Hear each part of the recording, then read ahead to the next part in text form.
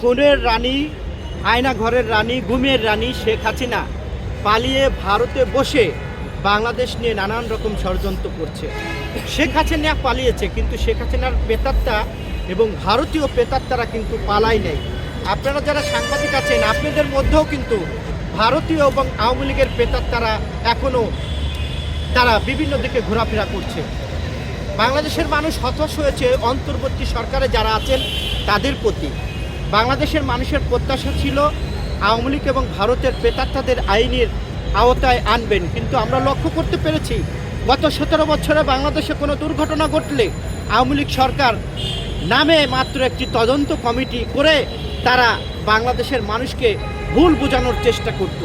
আজকে নতুন করে আমরা অন্তর্বর্তী সরকারের একটি নাটক দেখতে পেলাম যে এই সচিবালয় 8 তলায় একটি আন্তর্জাতিক প্রশিক্ষিত কুকুর ছিল।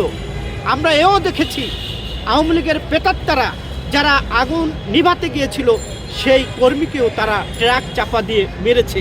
কিন্তু বাংলাদেশের মানুষ হতাশ হয়েছে, তারা একটি নামে মাত্র কমিটি করে শেখ হাসিনার মতো, শেখ হাসিনার ভাষায় তারা বললেন যে এটা শর্ট সার্কিট। এটা বাংলাদেশের মানুষ বিশ্বাস করে না। বাংলাদেশের মানুষ বিশ্বাস করে যে আওয়ামী লীগের প্রেতাত্মারা এই সচিবালয়ে আগুন লাগিয়েছিল। তার মানে অন্তর্বর্তী সরকারের ভিতরে আপনার ভূত আছে। এই ভূতদেরকে অন্তর্বর্তী সরকার তাড়াতে পারে নাই বিধায় আজকে আমাদেরকে নতুন করে নাটক শুনতে হলো যে শর্ট সার্কিট। আপনি যেটা বলেছেন যে বাংলাদেশ রেলওয়ে কমলাপুর সহ বিভিন্ন জায়গায় আওয়ামী লীগের স্লোগান এবং আওয়ামী লীগের নাম সেই ডিসপ্লেতে ভেসে ওঠে। আমরা এটাও গতকালকে দেখলাম যে কোথাও যেন পর্নোগ্রাফি সেই ডিসপ্লেতে দেওয়া হয়েছে। জাতি হতাশ, জাতি নিরাশ, জাতি এই অন্তর্বর্তী সরকারকে প্রশ্ন রাখতে চায়।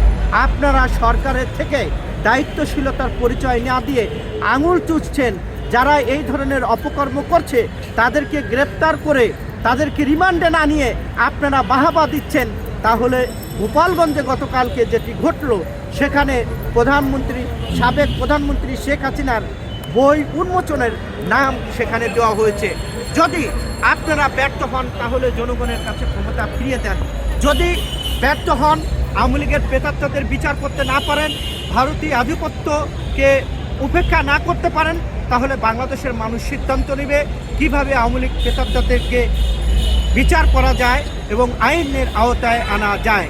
আপনারা সরকার থেকে ললিপপ খাবেন আর বাংলাদেশের মানুষ রক্ত দেবে, তা হতে পারে না। বাংলাদেশের মানুষ রক্ত দিয়েছে, রক্তর দাগ শুকায় নাই, কবরের মাটি শুকায় নাই। ইতিমধ্যে আমরা নানান ষড়যন্ত্রের গন্ধ পাচ্ছি এবং ভারতের দিল্লিতে বসে শেখ হাসিনা এবং মোদির কোলে বসে শেখ হাসিনা বাংলাদেশ নিয়ে অরাজকতা করার চেষ্টা করছে। আমরা স্পষ্ট ভাষায় বলতে চাই, অন্তর্বর্তী সরকারে যারা আছেন ডাইনে এবং বামে, তাদের ডাইনে এবং বামে আওয়ামী লীগের প্রেতাত্মা এবং শেখ হাসিনার প্রেতাত্মারা ঘুর করছে। তাদেরকে রেখে রাষ্ট্র সংস্কার, নির্বাচন কখনো সম্ভব না।